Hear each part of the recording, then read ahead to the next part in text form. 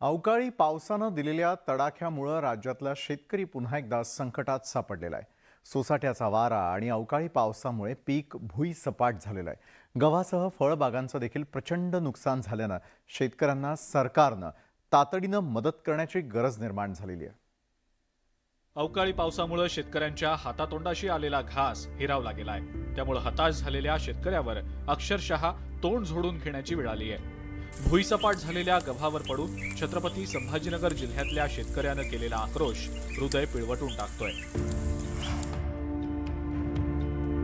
जालना जिल्ह्यालाही अवकाळी पावसानं मोठा फटका दिल्यानं काढणीला आलेला गहू पूर्णपणे आडवा झालाय, तर ज्वारी आणि मका या पिकांचंही मोठं नुकसान झालंय।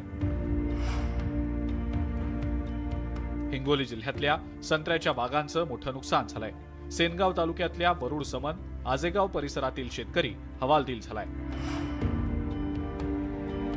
वर्ध्यातील 8ही तालुक्यात अवकाळी पावसामुळे गहू, हरभऱ्यासह संत्रा बागांचं मोठं नुकसान झालंय। बुलढाणा जिल्ह्यातही हेच चित्र पाहायला मिळतंय। नाशिक जिल्ह्यात अवकाळी पावसामुळे सुमारे 200 गावातील 2500 हेक्टरवरील गहू, हरभरा, कांदा, टोमॅटो, मिरची आणि द्राक्षाच्या बागांचं मोठं नुकसान झालंय। पुणे जिल्ह्यातल्या उत्तर भागातही वादळी पावसामुळे गहू, हरभरा पिकाचं मोठं नुकसान झालंय।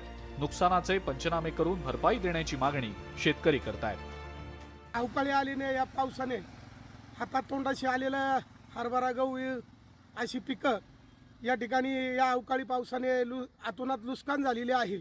शासनाने याकडे त्वरित लक्ष देऊन त्याचे पंचनामे करावेत ही सर्व शासनाला विनंती। शेतकऱ्यांना मागच्याच खरीप हंगामाचं झालेलं नुकसानाचं अनुदान अद्यापपर्यंत अजून खात्यावर पडलेलं नाही। विमा शेतकऱ्यांच्या खात्यात पडला नाही। त्यातच शेतकऱ्यांनी आपले सोने नाणे गहाण ठेवून रब्बी पीक या ठिकाणी उभं करण्याचं, जगवण्याचं विडा उचलला होता। त्यातच या ठिकाणी या आसमानी सुलतानी संकटानं या ठिकाणी सर्व शेतकऱ्यांचं हे पीक आपल्या हातातून गेलेलं आपल्याला चित्र पाहायला मिळतं। अवकाळी पावसामुळे नुकसान झालेल्या शेतकऱ्यांच्या मदतीसाठी मुख्यमंत्री एकनाथ शिंदेंनी पुढाकार घेतलाय। नुकसानग्रस्त भागात तातडीनं पंचनामे करण्याचे आदेश जिल्हाधिकाऱ्यांना देण्यात आलेले आहेत। सरकार शेतकऱ्यांना लवकरात लवकर मदत करेल असं आश्वासन मुख्यमंत्री एकनाथ शिंदेंनी दिलेलं आहे। अवकाळी पावसाचा फटका शेतकऱ्यांना, बळीराजाला बसलेला आहे।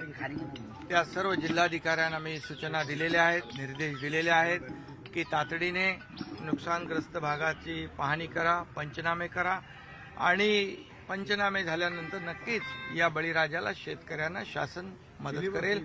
शेवटी हे बळीराजाचं सरकार आहे, शासन हे सर्वसामान्य लोकांचं आहे। त्यामुळे शेतकरी जो आहे त्याला कुठेही हे सरकार वाऱ्यावर सोडणार नाही। राज्यामध्ये गेल्या वर्षी चांगला पाऊस झाला होता, त्यामुळे पीकही चांगलं आलं। मात्र शेतकऱ्याच्या या सुखाला अवकाळी पावसानं नजर लावली आहे। परिणामी संकटात सापडलेल्या शेतकऱ्याला लवकरात लवकर मदत मिळण्यासाठी शासन आणि प्रशासनानं पावलं उचलण्याची गरज आता निर्माण झाली आहे। Bureau report, news 18 Lokmat.